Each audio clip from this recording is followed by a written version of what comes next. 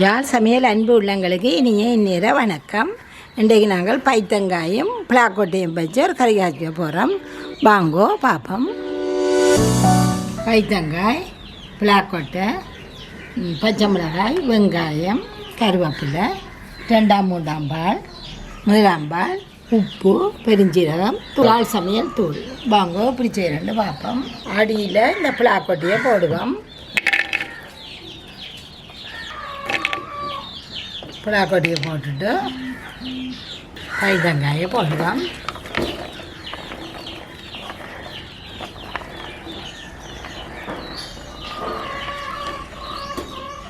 வெங்காயம், பச்சை மிளகாய் எல்லாத்தையும் போடுவோம். உண்டா இதுக்குள்ளேயே கொஞ்சம் பெருஞ்சீரகம் போடுவோம். உப்பும் போடுவோம். இப்போ நாங்கள் 2-3 பாலை சரியாக அரைவாசிக்கு சட்டியில் அரைவாசிக்கு விட போகிறோம்.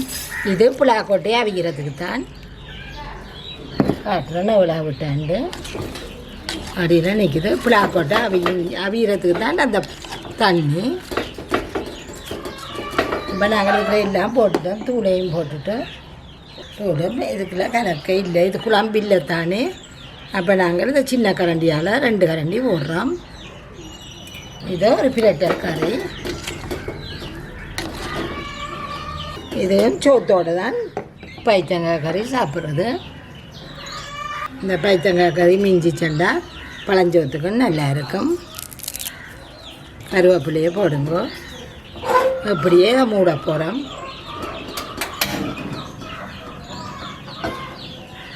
இதை மூடி விடுங்க. கொஞ்சம் பால் கொதிக்க வைக்கிறோம். நாங்கள் பிரட்டி விடுவோம். வாங்கோ இப்போ இருக்க நாங்கள் இதை திருப்பி விடுவோம்.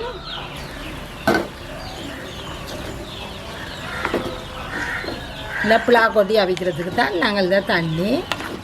இந்த புலாக்கொட்டி அவிஞ்சோன்னா அவிய தண்ணியும் வற்றிடும். இப்போ கொஞ்சம் கூடவா விடணும் நெருப்பை.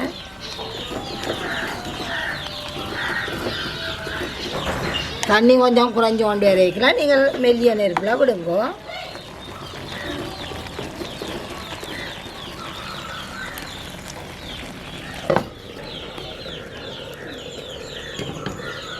வாங்கோ பிறகு திறந்து பார்ப்போம்.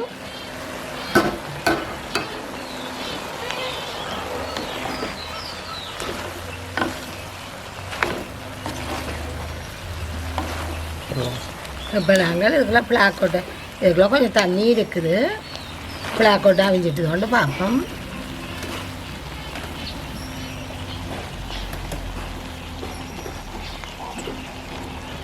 பிளாக்கொட்டை அவிஞ்சிட்டு பைத்தங்காயம் அவிஞ்சிருக்கும். நல்லா பிரட்டிட்டு நல்லா பிரட்டி விடுங்கோ. நல்லா பிரட்டிட்டு அதுலேயே நாங்கள் முதலாம் பாலை விட போகிறோம். இதுக்கெல்லாம் முதலாம் பால் இருக்குது.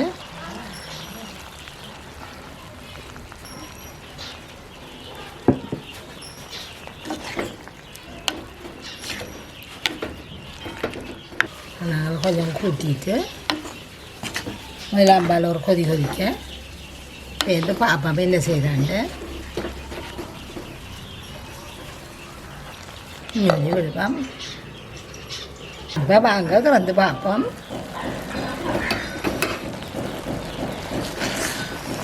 இப்போ நல்லா பிரண்டு வந்துடுது கறி. இந்த கறியை நீங்கள் முதல் தாளித்து போட்டும் வைக்கலாம். ஆனால் விருப்பமான மாதிரி இப்படியும் காய்ச்சலாம். எல்லாமே ஒரே சுவை தான் இருக்கும். இப்போ நாங்கள் இதுக்குள்ள 1 கரண்டி நெய் விட போகிறோம். 1 கரண்டி தான். இது இருந்தால் விடுங்கோ, இல்லாட்டி நல்லெண்ணெயும் விடலாம். தேங்காய் எண்ணெய், சுத்தமான தேங்காய் எண்ணெய் இருந்தால் தேங்காய் எண்ணெயும் விடலாம். ஒரு பிரட்டி போட்டு நாங்கள் அடுப்பை நிப்பாட்ட போகிறோம். தண்ணியை பார்த்தீங்களா, அடியில் தண்ணி இல்லை, தண்ணி தன்மை இல்லை. இந்த கொஞ்சமும் நாங்கள் அடுப்பை நிப்பாட்டினோன்னே இழுத்துறோம். பிரட்டல் கறியாக வரும்.